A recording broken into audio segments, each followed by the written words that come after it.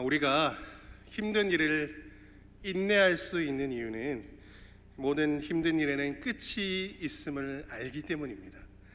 학생들이 힘든 수능 시험을 치고 입시 생활을 하고 또 자격증 시험, 수험 생활을 할 수 있는 것도 언젠가는 이 시험이 끝난다는 것을 알기 때문이고, 군인들이 군생활 힘들어도 힘든 군생활을 버틸 수 있는 이유는 언젠가 군대에서 전역을 한다, 전역날이 정해져 있다는 것을 알기 때문이고, 또 남편 때문에 아내들이 힘들어도 인내할 수 있는 이유는 언젠가 남편을 하나님께서 데려가실 것이라는 그런 것을 알기 때문이고, 천국에는 결혼이 없다는 것을 우리가 알기 때문에 버티고 기다릴 수 있는 거 아니겠습니까?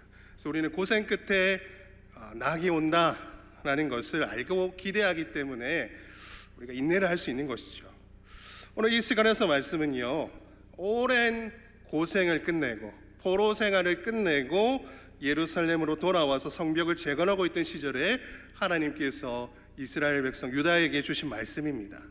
70년 동안 유다는 바벨론에서 포로 생활을 했지요. 유다는 모두 다 멸망당하고 예루살렘 성전 다 폐허가 되었고, 유대인들은 포로가 되어서 바벨론에서 고생하면서 살았습니다. 그런데 이제 하나님께서 그들에게 약속된 70년이 지나고 은혜를 주셔가지고 예루살렘으로 다시금 바사 왕을 통해서 돌아가게 하셔서 그곳에서 다시 무너진 성전을 세우고 그곳에서 하나님을 예배할 수 있게 하셨습니다. 그래서 얼마나 이들이 기뻐했겠습니까? 그 회복과 하나님의 약속하신 말씀이 정말로 맞았구나, 기쁨으로 예루살렘으로 와서 그 재건 사업을 감당했을 것입니다. 그래서 70년의 고생 끝에 드디어 낙이 온 것이죠. 그런데 이제 포로기가 끝나고 고향으로 돌아와서 이제 좋은 일만 있을 줄 알았는데, 사실은 보니까 이게 크나큰 회복이고 크나큰 기쁨이고 감사할 거리고 즐거움이고 한데, 보니까 마냥 좋은 것만은 아닌 겁니다. 실상은 또 어떻습니까? 또 다른 고생이 시작인 것이죠. 자기 민족이 회복되고 예루살렘이 재건되고 하나님의 성전이 회복되는 것은 기쁜 일이지만, 그게 그냥 누가 대신 갑자기 세워주는 게 아니라 자기들이 해야 되지 않습니까? 성전을 아무것도 없는 그 폐허 속에서 다시 세우고 멸망한 나라를 세우는 것이 보통 일이 아니지 않겠습니까? 그래서 매우 수고로운 일입니다. 그래서 제대로는 집도 없고 아무것도 없는데 그곳에서 대충 살 거처를 정하고 또 몇 년이고 수고로운 노동을 하고 물자를 사고 없는 살림에 돈을 내고 많은 또 필요한 자재들을 나르고 고생하고 일하고 그러한 일이었습니다. 그런데 그런 일만 감당하면 되는데 그냥 그렇게 고생한 것이 아니라 외부의 방해가 있었죠. 성전을 재건할 때에 바사, 즉 페르시아의 공식적인 승인과 지원을 받고 그 일을 하는 것입니다. 그런데 주변 나라들의 방해들이 있었습니다. 주변 민족들이 유다가 회복되는 것을 방해하고 견제하고 또 바사의 지원을 받지 못하도록 이방인들이 방해를 하고, 또 이들이 바사에게 저항하려고 한다, 바사를 거역하려고 한다, 다시 반역을 일으키려 한다, 누명을 씌우고 편지를 써서 바사 왕에게 보내고, 계속해서 외부의 적들이 이들의 하는 일들을 방해하는 것이죠. 그래서 하나님께서 회복을 주셨는데 이 회복의 일도 쉽지가 않습니다. 또 다른 고생과 고난이 사실은 기다리고 있었던 것이죠. 그래서 이들은 예루살렘 성전 재건을 어떻게 합니까? 그만둡니다. 얼마나 그만둡니까? 약 15년 정도, 16년 정도 성전을 짓기를 그만합니다. 그리고 중단하고 뭐라 합니까? 할 수 없다. 성전을 못 지으니까 그동안 못 지었던 우리 집이나 짓자 하고 자기들이 살 집을 이 시기에 열심히 멋지게 잘 짓습니다. 그래서 바로 이러한 상황 가운데 오늘 말씀, 이 스가랴서 말씀을 하나님께서는 그 유다 백성들에게 주셨습니다. 스가랴 2장은 그 가운데 스가랴가 본 세 번째 환상인데요, 오늘 읽은 본문의 내용은 대충 이렇습니다. 환상을 보았는데 한 사람이 예루살렘 성의 크기를 재러간다고 하고 갔습니다. 근데 천사가 나타나서 다른 천사에게 얘기하기를, 저 사람한테 가가지고 예루살렘 성 크기를 잴 필요 없다고 얘기해라. 왜냐? 예루살렘이 너무 커져가지고 예루살렘에 거하는 많은 사람들, 많은 가축들이 있어가지고 성벽이 그들을 감당할 수 없을 정도로 예루살렘이 부흥할 것이기 때문에 이제 성벽이 없을 거야.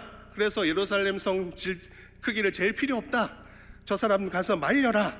이렇게 얘기를 하고요. 또 여호와 하나님께서 불로 된 성곽이 되어 주신다. 성벽이 이제 없잖아요. 너무 커가지고. 그런데 그러면 이걸 누가 지켜주시냐? 여호와 하나님께서 직접 불로 된 성벽이 되어 주셔가지고 예루살렘을 지키시겠다. 예루살렘의 영광이 되어 주시겠다라고 또한 천사가 얘기를 하고 있습니다. 그래서 예루살렘에 하나님의 영광이 임하고 예루살렘이 엄청나게 커지고 하나님께서 직접 성벽이 되셔서 보호하시는 곳이 이곳이 된다는 말씀이지요. 그래서 얼마나 대단한 말씀입니까? 예루살렘의 부흥과 하나님의 보호하심, 하나님의 임재가 이곳에 임할 것이다 라는 하나님의 약속이 아닙니까? 지금 우리는 성전 짓기를 포기하고 그냥 집만 짓고 자신의 생계를 뿌려가면서 하루하루 그냥 먹고 살고 있는 상황 가운데 하나님께서 예루살렘에 대한 위대한 약속을 주시는 것이죠. 또한 더 대단한 말씀이 계속해서 이어지고 있습니다. 6절부터는 심판의 말씀이 나오는데요. 누구를 심판하느냐? 유다를 심판하는 게 아니라 유다를 정복한 나라, 유다를 노략한 나라가 이제는 오히려 그들이 정복을 당할 것이다. 그들이 심판받을 것이다. 노예로 삼았던 자들에게 공격당할 것이다.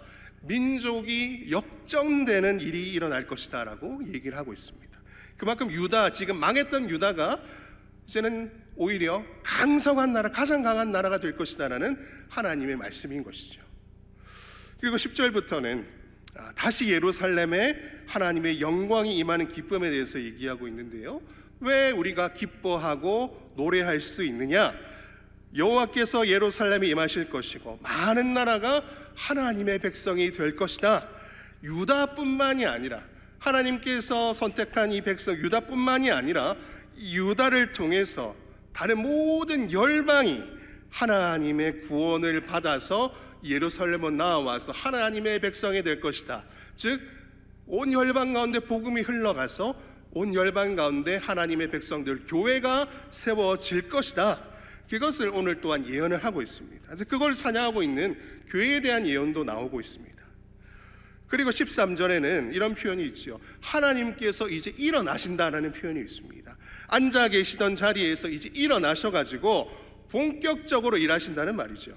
악인들에게는 하나님의 심판을 명하시고요, 자기 백성들에게는 하나님의 세일을 직접 행하시고 우리 가운데 찾아와 주셔서 이들을 지키시고 함께 하시고 이들의 영광이 되시고 이들의 불타는 성벽이 되어 주신다.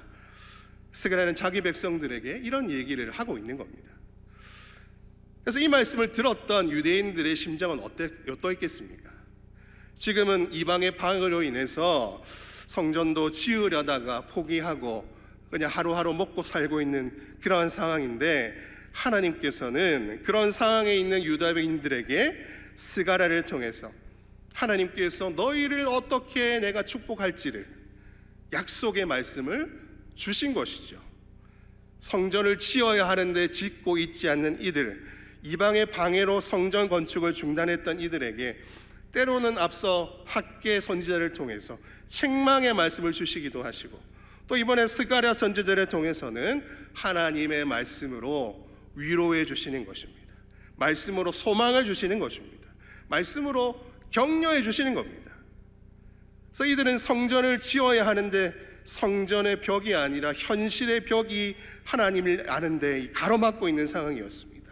자기들 먹고 사는 문제도 있고요, 애들 키우는 문제도 있고요, 억울하게 이방 나라들이 고발해서 이들이 바사에게 조공을 바치지 않고 반역할 것이라는 거짓 누명 가운데 그 현실의 벽 앞에서 이들은 성전을 건축하는 것을 포기를 했습니다. 분명히 하나님께서 하라고 하신 일이고 하나님께서 약속하신 일이고 하나님께서 기뻐하시는 일이고 우리도 전심전력으로 노력을 해보았는데 왜 이게 되지 않지? 왜 이렇게 앞에 현실의 벽이 가로막고 있지? 힘든 상황 속에서 열심히 하는데 왜 되지 않지? 왜 이러한 벽이 막고 있느냐 할 때에 하나님께서 이들에게 무엇을 주시는 것입니까? 하나님의 말씀을 주시는 겁니다. 하나님의 약속을 주시고 위로를 주시고 다시금 말씀으로 소망을 주셔서 이들에게 다시 한번 힘을 내어 하나님의 부르심에 응답할 수 있는 그러한 능력을 허락하시는 것이죠. 이러한 상황 가운데 스가랴와 학개가 하나님의 말씀을 전했습니다. 특별히 스가랴는 앞으로 예루살렘이 어떻게 될지를 깊이 얘기를 했습니다. 하나님께서 너희와 함께 하신다. 지금은 초라하고 폐허만 남은 그러한 곳이지만 하나님께서 이곳에 임하실 것이다. 하나님의 영광이 이곳에 가득할 것이다. 하나님께서 일어나셔서 너희 대적을 치시고 이곳에 오셔서 우리 가운데 거하실 것이다. 그 말씀 붙잡고 이들이 다시 한번 일어섭니다. 그래서 에스라 5장을 보시면요, 스룹바벨과 예수아가 선지자의 말씀을 듣고 일어나서 다시 이 성전을 건축하기 시작하고요, 선지자들도 이들을 도와서 성전 건축을 시작하게 됩니다. 에스라 6장 14절에는 또 이렇게 얘기를 하고 있습니다.